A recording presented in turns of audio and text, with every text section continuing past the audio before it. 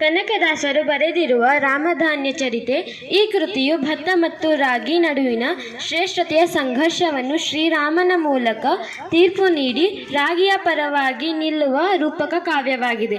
ಸಮಾಜದ ವರ್ಗ ತಾರತಮ್ಯದಲ್ಲಿ ಬಿಂಬಿಸುವ ಈ ಕಾವ್ಯದಲ್ಲಿ ಬಡವರ ಆಹಾರವಾದ ರಾಗಿಯೇ ರಾಮಧಾನ್ಯವೆಂದು ಶ್ರೇಷ್ಠವೆಂದು ಸಾಬೀತುಪಡಿಸಿದೆ.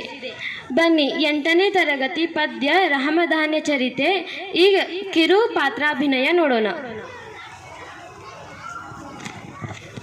ಮಹರ್ಷಿ ಗೌತಮರೇ, ಕೆಲವರು ಗೋಧಿ, ಕೆಲವರು ಸಾಮೆ, ಕೆಲವರು ನವಣೆ, ಕೆಲವರು ಜೋಳ ಹಾಗೂ ಕೆಲವರು ಭತ್ತ ಹಾಗೂ ಕೆಲವರು ರಾಗಿಯನ್ನು ಶ್ರೇಷ್ಠವೆಂದು ಹೇಳುತ್ತಿದ್ದಾರೆ. ಹೀಗೆ ಅವುಗಳ ಶ್ರೇಷ್ಠತೆಯ ಬಗ್ಗೆ ಹಲವು ಅಭಿಪ್ರಾಯಗಳಿಗೆ ಯಾವುದಾದರೂ ಒಂದನ್ನು ಹೇಳಿ.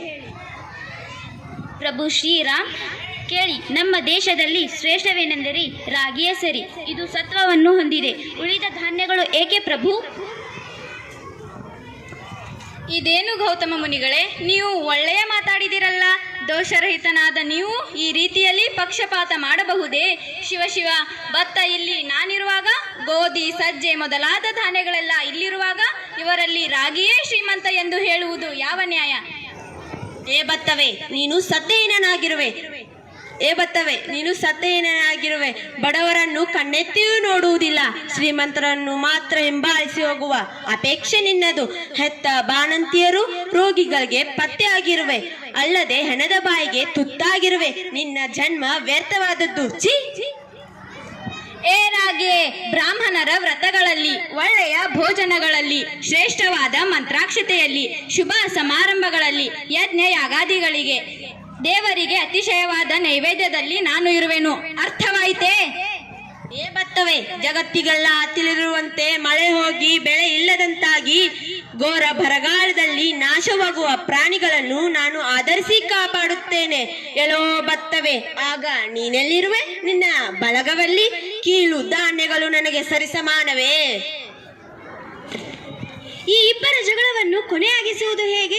ಅರಸರಾದ ನಾವಾಗಲಿ, ಬ್ರಾಹ್ಮಣರಾಗಲಿ, ರಾಕ್ಷಸರಾಗಲಿ, ವಾನರಿಗಾಗಲಿ ಇವರ ಜಗಳವನ್ನು ಬಗೆಹರಿಸುವುದು ಸಾಧ್ಯವಿಲ್ಲ.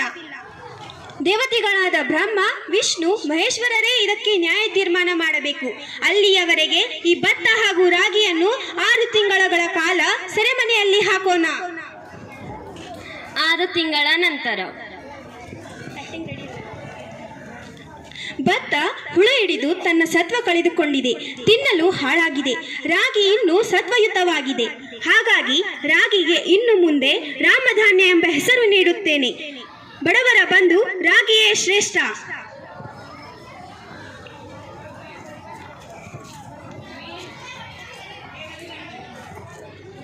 ಇದು ಕೇವಲ ಧಾನ್ಯಗಳ ಕಥೆಯಲ್ಲ, ಸಮಾಜದ ಮೇಲು ಕೀಳು ವರ್ಗಗಳ ಸಂಘರ್ಷ ಹಾಗೂ ಆತ್ಮಗೌರವದ ಸಂಕೇತವಾಗಿದೆ.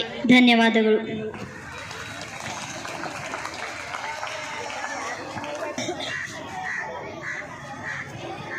ಸರಿ ಕರೆ.